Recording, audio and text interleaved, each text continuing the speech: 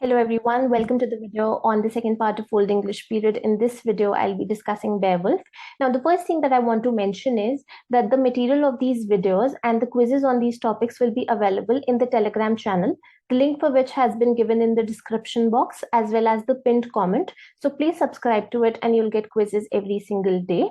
Now, moving on, Beowulf is considered the representative work of this age, by which I mean that almost all the features that are attributed to the writings of Old English period are reflected through this particular work.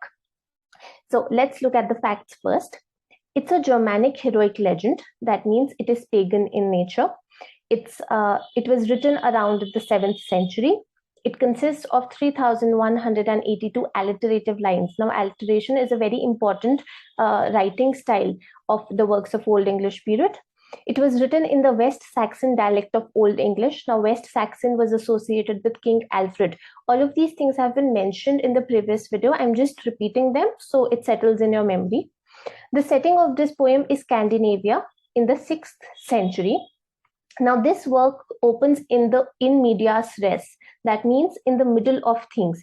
In medias res is a phrase that is associated with Horace. He coined it in Ars Poetica. Now, another famous work that opens in medias res is The Paradise Lost by John Milton. Again, I'm mentioning all of these things so you can, interconnect them, and when you hear about them over and over again, it settles in your memory.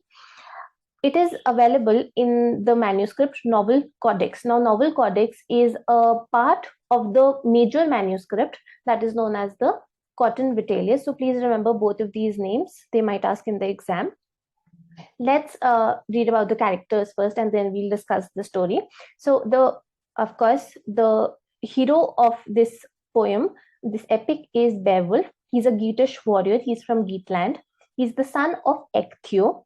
He fights 3 monsters in this epic. The first one is Grendel. The second is Grendel's mother, who comes to avenge the death of her son. And last is a fire-breathing monster. And the fire-breathing monster is said to be 50 feet tall. It is in the fight with this monster that Beowulf is fatally wounded and dies. The next character is Hrothgar. He is the Danish king who calls upon Beowulf to help him fight Grendel. He has a mead hall called Heorot. His wife's name is Queen Wealhtheow. Now, Grendel is the villain. He's called God's Ansaka. God's Ansaka means the enemy of God. He is a demon who lives in the swamplands of Hrothgar's kingdom. He attacks Heorot, and he is a descendant of the biblical Cain.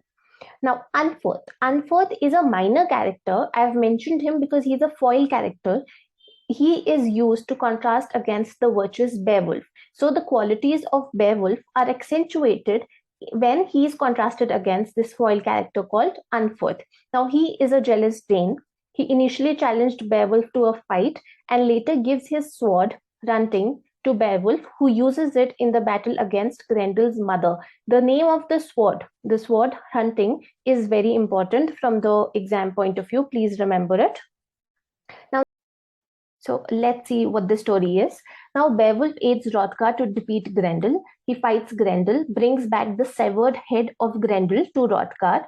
He later fights Grendel's mother, who has come to avenge the death of her son. Grendel's mother murders Askja, who's an advisor to Hrothgar. After fighting Grendel's mother, he returns to Geatland, where there's already a king, King Hygelac. And after King Hygelac dies, his son takes over the throne. After the son dies, Beowulf takes the throne and then rules for 50 years until he is fatally wounded fighting the great dragon, the fire-breathing monster that I talked about, with the help of Wiglaf. Why have I mentioned Wiglaf?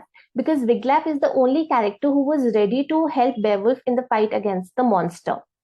But unfortunately, Beowulf is fatally wounded in this fight, and he is then burnt and he died, and then he was burnt and buried in a barrow overlooking the sea along with the treasure. So this is the entire story. Now, modern translations of Beowulf. So, two important translators that I've mentioned. There are many more, but these two seemed very important. So, the first one, the Scottish translator is Edwin Morgan, and the Irish translator is Seamus Heaney. Next, we have J.R.R. Tolkien. Now, he has written an essay titled On Translating Beowulf. It was published in the collection The Monsters and the Critics and Other Essays.